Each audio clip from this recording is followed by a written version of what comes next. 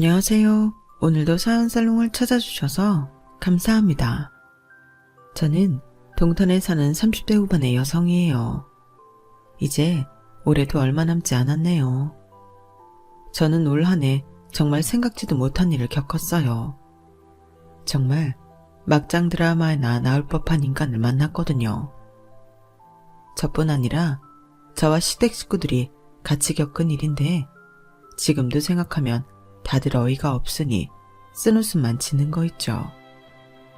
바로 저의 윗동서가 될 뻔한 사람인데 착하고 능력 있는 아주버님을 속여서 결혼하려고 했던 여자예요. 그 여자는 제가 출신이 천하다며 엄청 무시를 했고 자기가 일하는 명품 매장에서 저를 쫓아내려고까지 했어요. 그러다가 오히려 당한 건 자기 자신이었지만요. 요즘 같은 21세기에 AI가 발달하고 있는 데에 출신을 찾는 것부터가 얼마나 시대착오적인 사람인 줄 여러분들도 느끼실 것 같아요.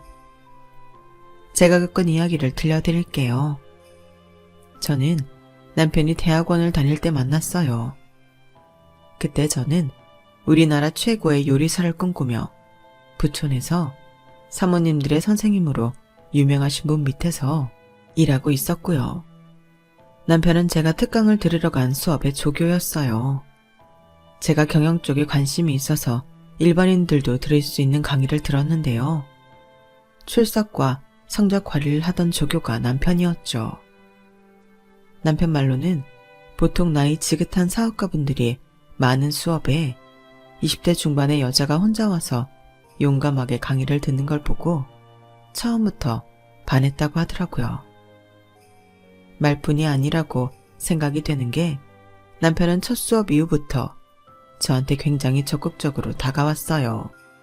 안녕하세요, 김소혜 씨. 저 조영준 조교입니다. 저 아까 보셨죠? 경영대학원 강의 시간이요.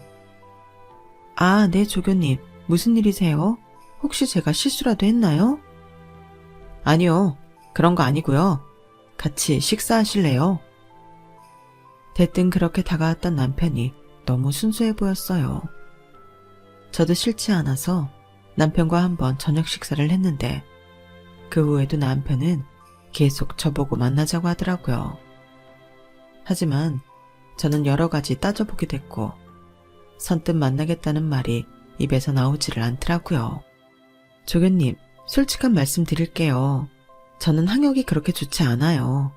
저는 지방에서 중위권 대학 나왔고 지금도 요리 연구가인 선생님 조수로 있어요. 물론 저도 이 시간이 지나고 나면 독립을 할 거지만요.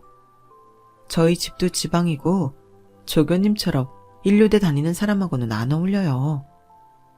아니, 우리가 결혼하자는 것도 아니고 그냥 사귀는 것도 안 돼요? 그런 거 다 빼고 저는 괜찮아요. 만나보고 싶기는 해요. 물론 다른 거 생각 안 하면 만나보고 싶은 분위기는 해요. 그럼 일단 만나요. 만나보고 다른 거는 나중에 생각해요. 결국 저와 남편은 만남을 시작했고 결혼까지 약속하게 되었어요. 그 무렵에 남편은 대학원 박사과정을 졸업했고 1년간의 일본 대학에 가서 경영과정을 밟을 생각이었어요. 저는 그때 막 독립을 해서 한 레스토랑에서 일하고 있었고요. 남편이 일본에 가면 저도 따라가야 했는데 그건 문제가 되지 않았어요. 저도 일본에서 요리 공부를 더 할 수 있었으니까요. 그것보다는 남편 집에서 저를 어떻게 생각할지 그게 너무 신경이 쓰이더라고요. 아무래도 제가 객관적으로 볼 때 남편보다는 기우는 게 많은데 시댁에서 볼 때는 얼마나 볼품없을까 싶어 걱정이 되더라고요. 시아버지는 대기업 다니다가 은퇴하신 분이고 시어머니도 초등학교 선생님이었다는데 저희 부모님은 조그맣게 자영업을 하는 분들이어서 과연 결혼을 허락하실까 싶었죠. 저는 남편 집에서 어떤 말을 들어도 실망하지 않겠다고 마음을 많이 내려놓고 마지막 방문이 될 수도 있다는 생각으로 방문을 했는데 시부모님뿐 아니라 남편의 형인 아주버님도 저를 반겨주시고 너무 따뜻하게 맞아주시더라고요. 우리 영준이가 어디서 이렇게 예쁜 사람을 데려왔나 몰라? 하긴 제가 어릴 때부터 예쁘지 않으면 쳐다보지도 않았어. 아유, 집사람 말에 오해는 하지 마라. 네가 그냥 얼굴만 예쁘다는 게 아니고 전체적인 분위기가 그렇다는 뜻이다. 라는 시아버지 말에 저는 긴장이 풀렸어요. 김소혜입니다. 아버님, 어머님, 아주버님. 이렇게 부르는 게 이럴 수도 있지만 오늘 반갑게 맞아주셔서 정말 감사해요. 감사는 저희가 감사하죠. 영준 이제 일본 혼자 가면 얼마나 꼬질꼬질 후줄근하고 있을까 걱정했는데 이렇게 선뜻 같이 가주신다는 분이 있어서 저희도 한시름 놓았다니까요. 영준이 잘 부탁해요, 재수씨. 맞아. 아가씨가 우리 영준이 식사도 그렇게 잘 챙겨주고 건강식품도 많이 사주고 그랬다면서? 그 얘기 듣고 내가 진짜 마음 쉬고 온 며느리였겠구나. 혼자 상상했다니까. 그런데 이렇게 직접 보니 정말 딱 마음에 든다. 마음이 얼굴에 드러난다고 참 편안하고 복도 많이 들어올 인상이야. 라며 시어머니가 옆에서 거드셨고요. 저희 부모님이야 더할 나위 없이 남편을 좋아하셨죠. 저와 남편은 양가 지인들의 축복 속에 결혼을 하고 얼마 안 돼서 일본에 갔고 거기서 남편은 경영학 연구를 했고 저는 일본의 요리 선생님한테 요리를 배웠어요. 원래 예정했던 것보다 조금 더 머무르게 되어서 총 2년 반을 일본에서 지내다가 한국에 돌아왔고요. 남편은 한 대학의 연구소에 들어갔고 저는 친한 선배가 자기랑 같이 젊은 사람들 취향에 음식점을 해보지 않겠냐고 해서 조금의 투자금을 넣고 일을 시작했어요. 제가 투자금을 조금만 넣고도 동업을 할 수 있었던 건 선배가 제 요리 실력을 좋게 봤기 때문이었어요. 소혜 씨가 음식 개발을 중점적으로 해줘. 나는 운영이나 사람들 관리를 맡을게. 소혜 씨 간단하면서도 맛있는 거 뚝딱 잘 만들어내잖아. 나 그 실력 믿고 같이 가자고 하는 거야. 언니의 기대에 부응할 수 있도록 열심히 노력할게요. 우리 한번 잘해봐요. 방하지만 말자고요. 야, 우리 안 망해. 그건 걱정하지 마. 나 한 1년 손님 없어도 버틸 정도의 돈은 있어. 그 사이에 너랑 내가 놀기만 하겠니? 어떻게든 해낼 테니까 마음 편히 하자. 선배는 집안도 넉넉했고 남편도 임대업을 해서 자금은 충분히 있는 사람이었어요.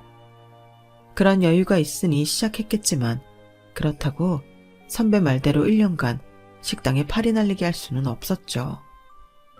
저는 음식 개발에 힘을 쏟았고 소박하고 친숙해도 감칠맛 나는 밥과 반찬을 만들기 위해 노력했어요. 남편과 친정 식구들, 시댁 식구들 모두 응원해줬고요. 그 덕분인지 저희 식당은 2년 만에 많이 알려지게 되었고 강남에 분점까지 내면서 승승장구했어요. 저는 강남점 대표로 일하면서 거기에 마련한 음식 개발부에서 계속 음식을 개발하는 데도 힘을 썼고요. 저희 식당 음식은 밀키트로도 많이 나갔거든요. 무엇보다 직장인들한테는 바로 데워서 먹는 음식들이 인기였기 때문에 반조리나 냉동 상태에서 조리를 해도 음식 맛이 변하지 않도록 하는 데에 애를 썼어요.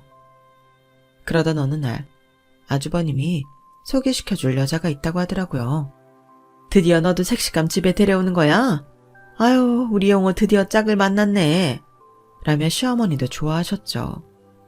정형외과 의사인 아주버님은 워낙 공부만 파고드는 성격이어서 여자를 잘 사귀지 못했다고 하더라고요. 그게 나쁜 의미는 아니고 좀 서툴다고 해야 하나요?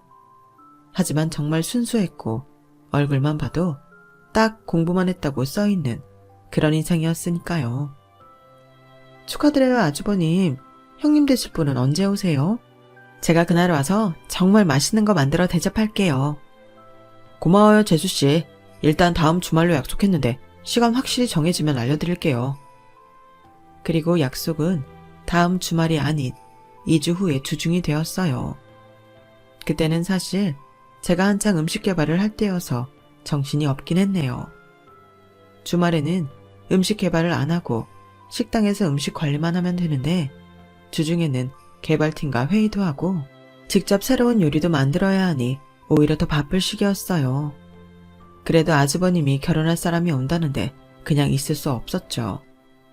저는 일찍 가지 못할 것 같아 아예 요리를 식당 주방에서 만들어서 가져가겠다고 했어요. 아침부터 장을 봐서 미리 소스를 만들고 밑간을 하고 준비를 했음에도 식당 일도 해야 하니 시간이 너무 빠듯하더라고요. 저는 그날 마지막으로 만들어서 맛을 볼 개발팀 음식을 만든 후 서둘러서 장어를 굽고 도미 요리도 하고 떡갈비도 만들어서 부랴부랴 시댁으로 향했어요. 제가 도착한 건 예비 형님이 오기로 한 시간보다 20분 정도 늦었어요. 일만 하다가 늦어서 오다 보니 저는 에이프런도 벗지 않았고 겉에는 잠바만 걸치고 화장기도 없는 그런 상태로 예비 형님과 처음 만나게 됐어요. 제가 양손에는 보자기로 싼 음식 그릇을 잔뜩 들고 뚱뚱해 보이는 잠바에 후줄근한 바지를 입고 들어갔으니 초라해 보이긴 했을 거예요. 그런데 예비 형님은 딱 저랑 눈이 마주친 순간부터 저를 내리깔고 보는 기색이 역력했어요. 딱 저를 아래 위로 여러 번 훑어보더니 고개를 까딱하더라고요. 안녕하세요. 박경이라고 해요. 반가워요. 라더니 그 다음부터 저한테는 한마디 말도 안 붙이고 시어머니 시아버지한테만 어째나 살갑게 굴던지요. 조금 섭섭하기는 했지만 미래의 시부모님한테 잘 보이는 게 잘못하는 일은 아니니 가만히 있었어요. 저도 예전에 분명 저런 모습이었을 거다 하면서요.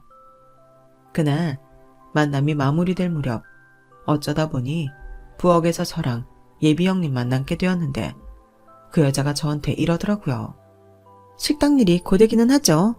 하긴 노동이라는 게 그래. 어쨌든 오늘 잘 먹었어요. 뭐 비싼 음식 흉내내려고 노력은 했네요. 흉내라고요? 저거 다 제가 양념 비율도 만든 거라서 흉내고 뭐고 할 게 없는데요. 저도 요리인으로서 자존심이 있어서 흉내라는 말을 들으니 발끈하게 되더라고요. 그래도 평소에 안 해보던 거 하려면 어렵잖아요. 식당에서 하는 음식들은 아니잖아. 막 하는 음식만 만들다가 저런 비싼 재료로 정성 들인 거 티내는 거 만들려니 고생했다 그 소리예요. 그러니 너무 고깝게 듣지 말고 음식 잘 먹었단 뜻이니까요. 은근 반말을 섞어가며 하는 말도 참 거슬리더라고요. 예비 형님은 나이만 따지면 저보다 한 살이 어렸거든요. 아직 결혼은 안 했지만 그래도 예우를 갖춰주려는데 그쪽에서 먼저 저를 깎아내리려고 하니 불쾌하기는 했어요. 아니, 막 하는 음식이라는 게 무슨 뜻이에요? 세상에 그런 음식은 없어요. 일반 식당에서 많은 사람들이 먹는 건 뭐 대량으로 대충대충 조미료 넣고 만드는 거잖아요. 재료도 싸구려고. 제가 무슨 음식을 만드는지 보지도 않고서 그런 말씀하시는 거예요. 안 봐도 딱 알지. 하고 다니는 거 보면. 뭐 웬만한 식당이 아니고는 다 그렇지 않겠어요? 내가 한남동에 있는 명품 보석 매장에서 일하잖아요. 그래서 다 안다니까. 이 사람이 돈이 있나 없나, 부내가 나나 안 나나. 명품 회사에서 일하다 보면 그런 감이 발달하는 법이에요. 그러니까 내 앞에서 괜히 있는 척하려고 애쓰지 마요. 나한테 벌써 다 뽀록났으니까. 말투며 쓰는 단어들까지 참 마음에 안 든다 싶었어요. 그래도 아주버님이 좋다고 하는 여자인데 그렇게 좋아하는 데에는 내가 모르는 좋은 점이 있을 거라고 애써 화나는 마음을 눌렀어요. 아주버님이야 워낙 집안이 어떻다, 우리 가족이 뭐한다, 그런 티를 내는 사람이 아니어서 저에 대해서도 이런저런 설명을 하지는 않았을 것 같더라고요. 아주버님이 워낙 성실한 데다가 자기 입속을 잘 차리지는 못해서 저는 그게 너무 안타까웠어요. 한 번은 같은 대학 선배와 병원을 차렸는데 그 선배가 뒤통수를 차렸는데도 자기 돈도 돌려받지 않고 그대로 나온 적도 있었고요. 저는 아주버님이 학교에서 학생들을 가르치는 게 더 어울린다고 생각했고 그런 뜻을 전한 적이 있어요. 재수씨 말도 맞지만 저도 돈 벌어서 부모님한테 효도도 해야죠. 학교에 있어도 돈이야 벌겠지만 제 시간이 너무 없어서 부모님하고 함께 할 시간이 거의 없을 거 아니에요. 그럼 제가 아주버님 병원 내는데 돈 보탤게요. 어머님 아버님 보태주신다는 것도 좀 모자라잖아요. 그래서 또 동업할 사람 찾고 있는 거고요. 아니에요. 제가 어떻게 재수 씨한테 돈을 받아요? 공짜로 드린다는 소리 아니에요. 병원 안정되고 나면 그때부터 조금씩 갚으시면 되잖아요. 그러자 고맙다며 닭똥 같은 눈물까지 뚝뚝 흘렸던 아주버님이었어요. 이렇게 착한 분이 좋은 여자를 만나기를 바랬는데 그날 본 예비 형님은 아무래도 사람이 좋아 보이지는 않았어요. 그건 남편도 비슷한 의견이었고요. 엄마 아버지한테는 엄청 잘하려고 노력은 하는데 왜 뭔가 이렇게 찝찝한지 모르겠어. 사람들한테 감이라는 게 있다는데 그게 이런 건가 보더라고요. 이제 와서 하는 이야기긴 해도 남편과 저는 그때 우리가 쎄했던 게 다 이유가 있다는 말을 가끔 하거든요. 아무튼 저와 남편은 아주버님이 택한 사람이니 좀 더 지켜보자는 생각을 갖고 있었어요. 하지만 양가 상견례에서 예비 형님은 더 저를 무시하는 모습을 보였어요. 이런 음식 먹어보는 것도 다 좋은 경험이 될 거예요. 나나 되니까 이런 자리 마련한 거지. 어디서 먹어보겠어? 이런 말을 하기도 했고 요리사가 먹어보니까 어때요? 입맛에 맞아요? 라고 묻더니 제가 대답하기도 전에 이런 데 음식은 보통 식당이랑 달라서 좀 싱겁게 느껴질 수도 있어요. 다 감안하고 먹어요. 이러는 거였어요. 그래도 저는 웃으면서 네 하기만 했죠. 좋은 자리를 망칠 수는 없으니까요. 그런데 그날도 마지막 헤어지기 전 남편이 주차장에서 차를 빼는 걸 기다리는데 제 옆으로 오더니 목걸이를 보여주더군요. 이거 보여요? 그이가 프로포즈 할 때 사준 거. 티파니예요. 티파니는 알죠? 주얼리 브랜드. 네, 알죠. 좋으셨겠네요. 티파니 되게 비싼 거 알죠? 제가 일하는 데만큼은 아니지만요. 뭐 서방님 월급으로 사주실 수 있으려나? 이렇게 큰 다이아 캐럿 박힌 건 학교 연구소 월급 가지고는 어렵겠지? 같은 형제여도 직업이 뭐냐에 따라 이렇게 수준 차이가 생기는 거라니까. 구경이나 해보라고 보여줘 봤어. 참, 이제는 내가 쭉 편하게 대할게. 내가 형님이잖아. 저는 하도 같지 않아서 헛웃음만 짓다가 남편 차가 나오자 바로 타고는 그 여자와 헤어졌어요. 그러다가 어버이날이 다가와서 저는 시어머니와 친정엄마한테는 똑같은 보석 브로치를, 시아버지, 친정아빠한테는 시계를 사드리려고 마음먹고 평소 잘 아는 매장에 가기로 했어요. 공교롭게도 양쪽 어머님 사드리려고 한 브로치를 사려는 게 예비 형님이 일하는 곳이라 설마 하는 마음은 있었죠. 어쨌든 저는 그 매장에 잘 아는 사람한테 제가 갈 시간을 말했고 예비 형님 이야기를 할까 말까 하다가 하지 않았어요. 별로 내키지도 않았을 뿐더러 제가 간다는 걸 알면 예비 형님이 무슨 행동을 할지 불안하기도 했거든요. 저를 대하는 걸 보면 좋은 말이나 행동을 하지 않을 것 같았어요. 그리고 제가 그 명품 보석 매장에 들어선 순간 제일 먼저 눈을 마주친 게 바로 예비 형님이었어요. 예비 형님은 저를 보자마자 네가 뭐라고 여기를 와? 라는 눈빛으로 저를 매섭게 쏘아보더라고요. 그리고 다른 직원들한테 억지 미소를 보이며 자기가 해결하겠다고 그런 말을 하더니 저한테 와서 옆구리를 쿡쿡 찌르는 거였어요. 나가! 여기 동서 같은 사람이 올 건 못 되니까 가라고! 이거 왜 이러세요? 저 오늘 여기에 선물 사러 왔어요.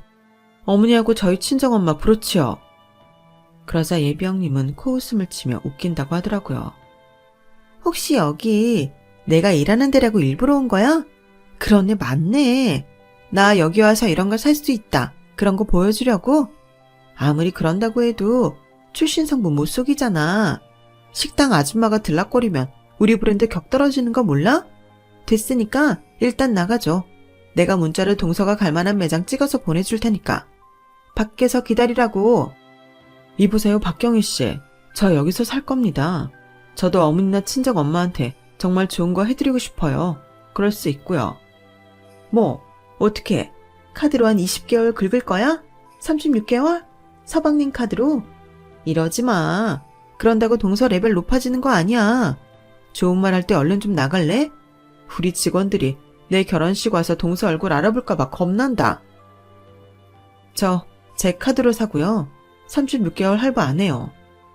동서, 여기 브로치 얼마인 줄 알기나 해? 10만원, 20만원 그런 수준으로 알고 있는 거 아니야? 브로치라니까 막 동서가 달고 다니는 그런 건 줄 아는 거지? 여기 한남동이야. 동서랑은 사는 세계가 다른 곳이라고. 여기가 동서 식당 있는 동네인 줄 알면 큰 오산이야. 아무튼 일단 나가 있어. 나 진짜 직원들이 동서 얼굴 기억해서 결혼식 때 알아볼까봐 너무 쪽팔린다고. 그러면서 제 허리를 남들 몰래 비틀어 꼬집으며 저를 문 쪽으로 밀더라고요. 저는 화가 나서 더는 가만히 있으면 안 되겠다는 생각이 들었어요. 이거 왜 이래요? 왜 남의 허리를 꼬집어요? 지금 뭐 하는 거예요?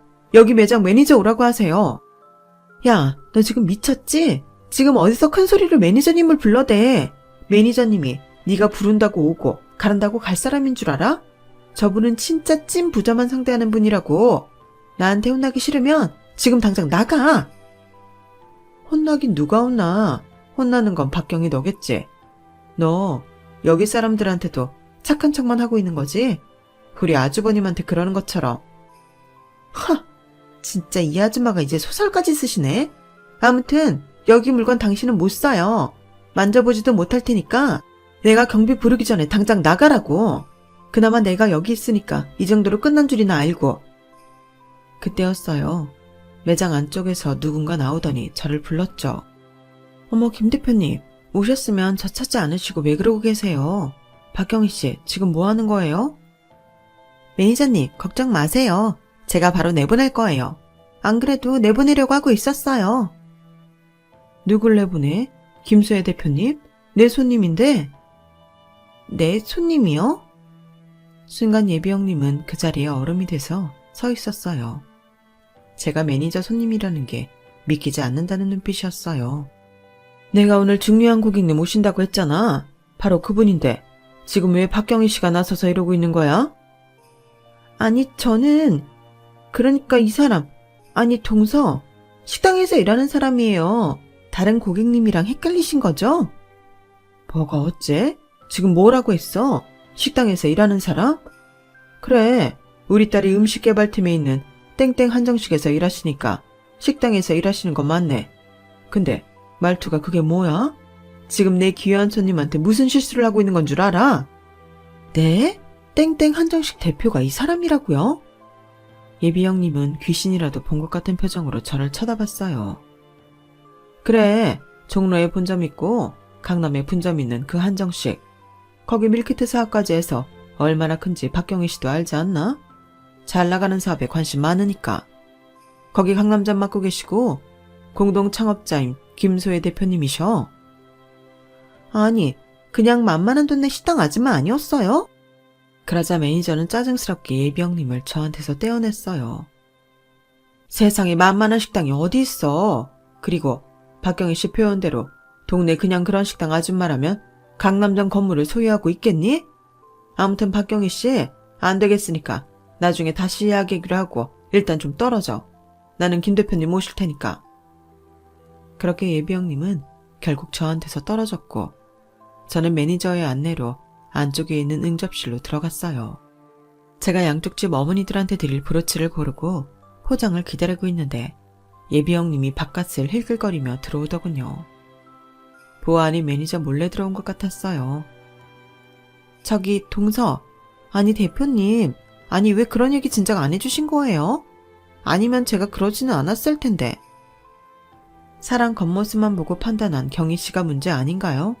그리고 저 오늘은 다른 날과는 다르게 이 매장에 어울리게 걸치고 나왔는데 그런 것도 안 보이죠? 그제야 예비 형님은 저를 자세히 보고는 눈을 질끈 감더라고요. 정말 제가 잘못했습니다, 대표님. 한 번만 용서해 주세요. 다시는 이런 실수 안 하도록 하겠습니다.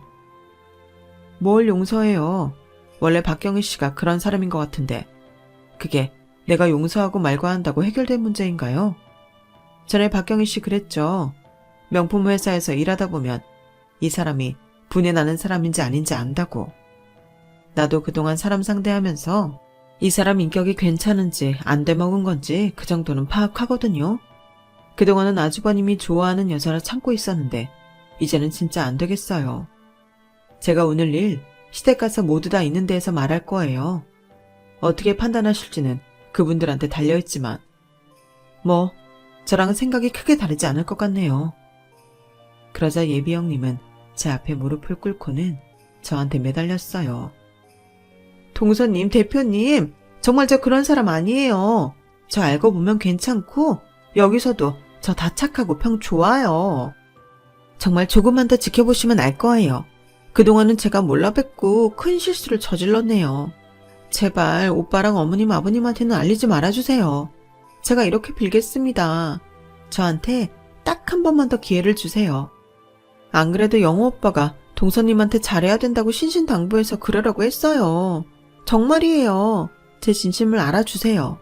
오늘은 제가 너무 당황했고 경황이 없어서 그랬어요. 한 번만 용서해 주세요. 그렇게 싹싹 빌고 있는데 매니저가 선물 포장된 브로치를 각각 다른 쇼핑백에 담아서 가져왔어요. 저는 일단 알겠다고 생각해보겠다고 하고 그곳을 나왔죠. 바로 아버지를 선물도 사러 가야 했으니까요. 하지만 지 말로 착하다는 예비 형님의 말을 저는 믿을 수 없었어요. 그동안 저한테 보여온 행동들이 있었으니까요. 물론 아주버님이나 시부모님한테 그리고 제 남편한테 하는 걸 보면 굉장히 착하고 순수해 보이기까지 해요. 하지만 그건 겉모습일 뿐 속은 그렇지 않다는 걸 제가 그저 그런 식당 아줌마인 줄 알 때 다 드러낸 거죠. 하지만 저한테 매달리는 걸 보니 또 아주 나쁜 사람은 아닐 수 있겠다 싶어 일단 입을 다물고 있었어요. 남한테 상처 주는 일 하는 게 마음이 편치는 않았거든요. 그런데 며칠이 지난 후 바로 예비 형님이 있는 매장의 매니저가 저한테 만나자고 연락이 왔어요. 그것도 자기가 우리 식당 근처로 오겠다면서요. 바로 예비 형님 때문에 기니 할 말이 있다고 하더라고요. 저는 어리둥절했지만 굉장히 심각한 목소리였기 때문에 알겠다며 시간을 비워두겠다고 했죠. 그렇게 만난 매니저는 저한테 자기 핸드폰 화면을 보여줬는데 거기에는 예비 형님과 어떤 남자가 찰싹 달라붙어서 찍힌 사진이 있었어요. 이건 모르는 사람이 봐도 연인 같았죠. 이게 대체 뭐예요, 매니저님? 아니, 내가 우리 딸 일하는 곳 대표님이고 그동안 제 딸한테 잘해주신 거 하며 저희 매장에서 비싼 것만 주문하셔서 매출 올려주신 거 생각하면 가만히 있을 수가 있어야 말이죠. 박경희 씨가 보기에는 얌전하고 굉장히 성실해 보이는데 사실은 그렇지 않아요. 처음에는 저희도 다 착하고 순수한 사람인 줄만 알았죠.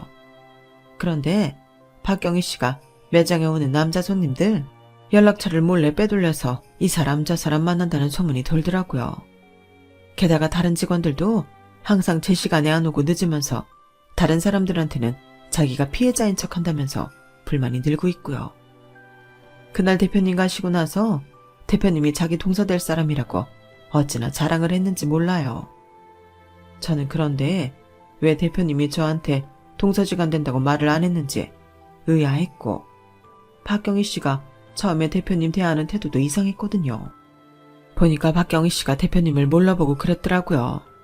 그걸 알고 나서 아, 너 그런 애였구나 하고 있었는데 세상에 저희 명품샵들 사이에 돌던 소문이 맞았어요.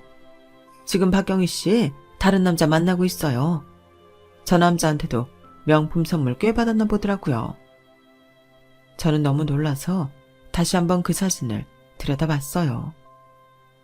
아니 그럼 저희 아주버님하고 결혼하기로 한 건 뭐죠? 제가 좀 알아봤는데 예물 받아먹고 튀려고 하는 것 같아요. 자기 다른 남자 생겼다고 결혼 깨려는 거죠. 아, 제가 대표님 말씀 들어서 아주버님이라는 분 성품이 되게 좋을 거라 생각했는데 어쩌다 이런 여자를 만났대요. 아주버님이 여자를 사귀어 본 경험이 없어서 이런 데서 아주 나쁘게 작용을 한 거였어요. 저기 매니저님, 일단 이 사진 저 보내주시고요. 혹시 더 결정적인 사진 같은 거 없을까요? 영상도 좋고요. 제가 알기로 저희 직원 하나가 무슨 영상을 갖고 있다고 했어요. 제가 그거 찾아서 보내드릴게요. 감사합니다. 이렇게 알려주셔서 정말 감사해요. 별 말씀을요.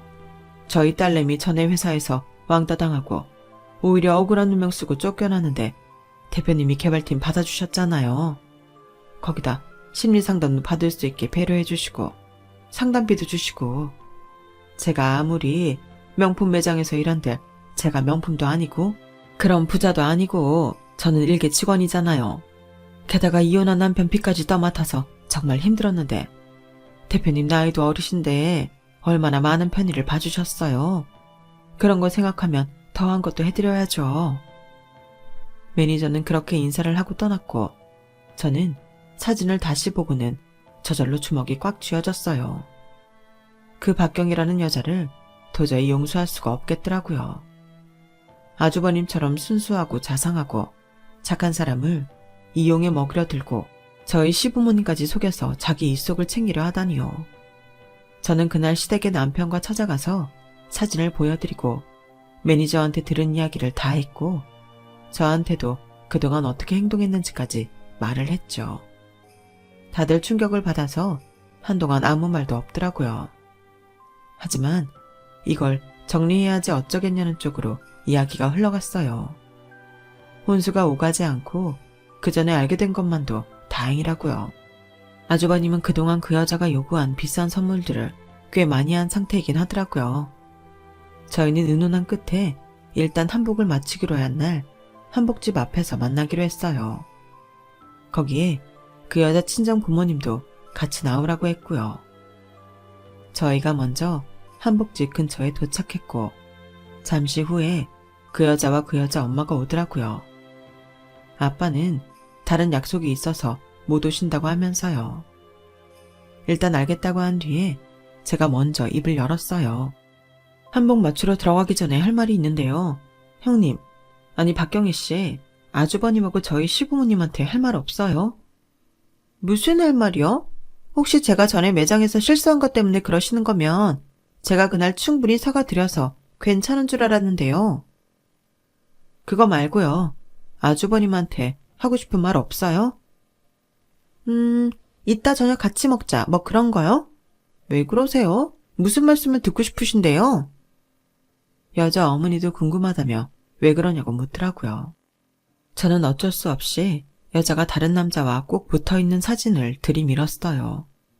그 여자는 처음에 당황하더니 곧 평정심을 찾더군요. 네, 봤어요. 근데 이게 왜요? 요즘은 친구들끼리도 잘 이러고 다녀요. 김 대표님, 아니 동서. 내가 1살 어리긴 해도 결혼하면 손윗사람 되니까 동서라고 말 놓을게. 나 때문에 기분 나빴다고 이러는 건 아니지. 어디서 출처도 불분명한 사진을 갖고 와서 나를 이상한 여자로 모는 거야? 그것도 아버님, 어머님 다 있는 데서 우리 엄마까지 있고. 나 그렇게 산 사람 아니야. 이러지 말자. 마음 아픈 소리 했던 건 정말 미안하지만 그렇다고 나한테 이러면 안 되지. 지금 저지른 이 일은 동서가 책임져. 나한테 사과하고. 사과는 무슨 사과? 그럼 이건 뭐야? 이번에는 제가 동영상을 보여줬어요. 그랬더니 호텔에서 그 남자랑 다정하게 껴안고 나오면서 언제 또 보냐, 우리 사랑 영원하다. 이런 낯간지러운 말을 하는 게 다 나왔죠. 그제야 그 여자는 얼굴빛이 파래지더니 어쩔 줄 모르더군요.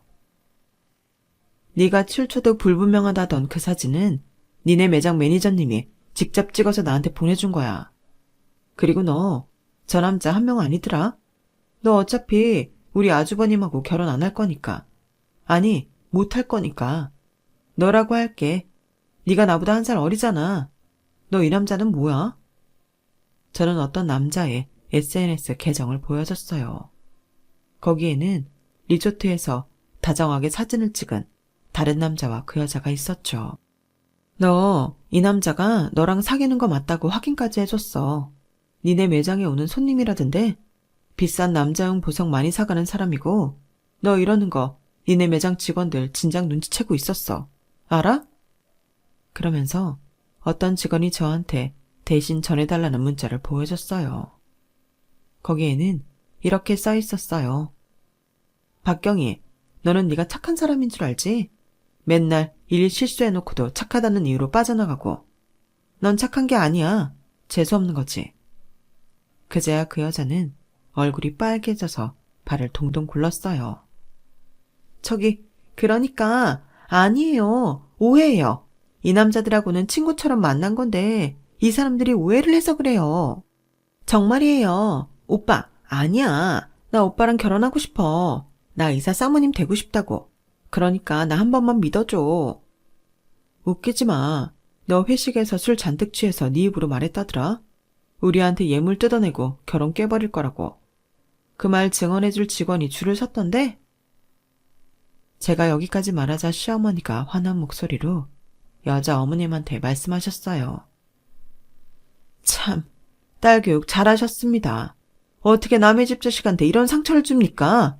여기서 이만 끝냅시다. 점잖게 끝내고 싶었지만 우리 아들 눈에 피눈물 나게 한 거 너무 억울해서 이렇게라도 해야겠더군요. 그러자 여자 어머니는 잘못했다고 고개를 조아렸어요. 그 여자는 시어머니 손을 잡고 아니라며 펄펄 뛰더군요. 아니에요, 어머니. 이게 다 오해예요. 정말 잘못했어요. 물론 아직까지 제가 친구들을 끊어내지 못한 건 잘못이지만 제가 너무 정이 많아서 그랬어요. 정말 잘못했어요.